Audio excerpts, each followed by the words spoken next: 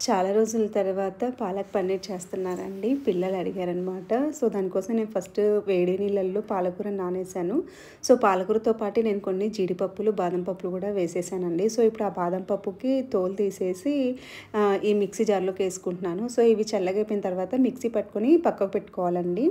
అలాగే ఇప్పుడు వేరే ప్యాన్‌లో నేను కొంచెం ఆనియన్స్, టమాటో, పచ్చిమిర్చి కూడా వేసేసి మగ్గించుకొని ఇవి కూడా చల్లగైన తర్వాత మిక్సీ పట్టుకోవాలండి. పూర్తి పేస్ట్ లాగా. సో, ఈ మామూలుగా అయితే పాలక్ పన్నీర్‌కి ఉత్త పాలకే మిక్సీ వేసేసి చేస్తారు. సో, ఎప్పుడూ ఒకటేలాగా ఎందుకు అని చెప్పేసి నేను కొంచెం డిఫరెంట్‌గా ఈరోజు ఆనియన్, టమాటో కూడా వేసి చేస్తున్నాననమాట. సో, ఇప్పుడు సోయా పన్నీర్ అండి. నేను ఏ పన్నీర్ తీసుకున్నా వేడి నీళ్ళల్లో ఒక 5 మినిట్స్ డిప్ చేసేసి తీసుకుంటాననమాట. సో, బయట చేసింది కదా ఎలా ఉంటుందో అనేసి నేను ఎప్పుడు కూడా ఇలాగే చేస్తాను. సో, ఇలా వెన్నీళ్ళలో నుంచి తీసిన తర్వాత ఇలా క్యూబ్స్ లాగా కట్ చేసుకొని ఇవి కూడా నేను కొంచెం ఫ్రై చేసుకున్నానండి పన్నీర్‌ని. సో, ఇప్పుడు అటు ఇటు కొంచెం బాగా ఫ్రై అయిపోయిన తర్వాత పైనుంచి కొంచెము ఉప్పు, కారము నేనైతే ఉప్పు, కారం ఒకటే ఏసానండి. మీకు ఇంకా మసాలాస్ కావాలంటే గరం మసాలా, కొరియాండర్ పౌడర్ ఇట్లాంటివి కూడా యాడ్ చేసుకోవచ్చు.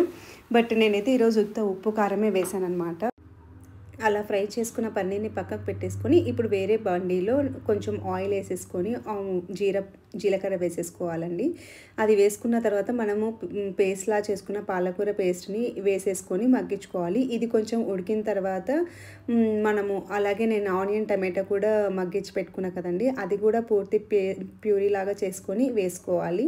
ఇలా వేసుకున్న తర్వాత ఆ మిక్సీలో కొన్ని వాటర్ ఏసేసుకొని కూడా వేసుకోవాలండి. సో, నేను ఇదంతా నీట్‌గా కలిపెట్టేసుకొని ఇందులో ఒకటేసారి ఉప్పు, కారాలు కూడా వేసేసుకొని మూత మూసుకొని మగ్గించుకుంటున్నానండి. సో, నేనైతే ఇలా కారము, ఉప్పు, ధనియాల పొడి, గరం మసాలా, కొంచెం జీలకర్ర పొడి వేసానండి అంతే. ఇలా వేసుకున్న తర్వాత బాగా కలిపెట్టేసుకోవాలండి. మూత పెట్టేసుకొని బాగా కొంచెం ఆయిల్ తేలేంత వరకు ఉంచుకోవాలి.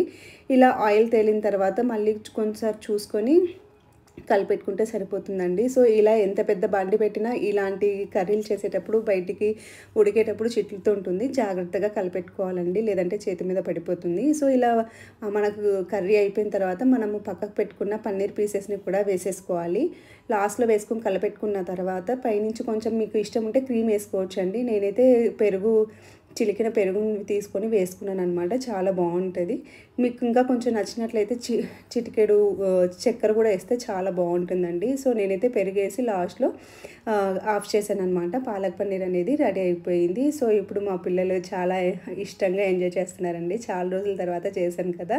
బాగా ఇష్టంగా తిన్నారనమాట. కర్రీ కూడా చాలా అంటే చాలా బాగా కుదిరిందండి.